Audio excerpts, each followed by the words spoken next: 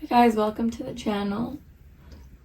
This is Mohini and we're here to talk about a hair product by Shea Moisture.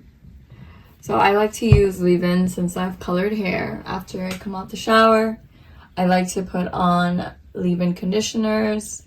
This one has Manuka honey and yogurt, and it restores, preps, and protects extremely dry, brittle hair. Comes with 8 fluid ounces. I believe it was around $14.99 to $20.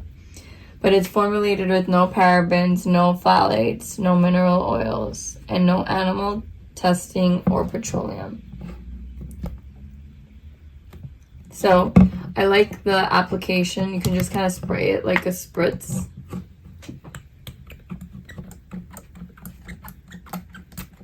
There.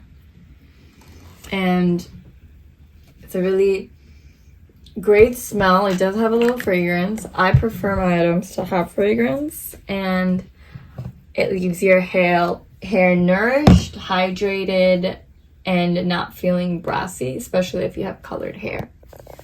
So I'm not sure if you use many leave-ins. I know I have a few up on the channel. So if you enjoyed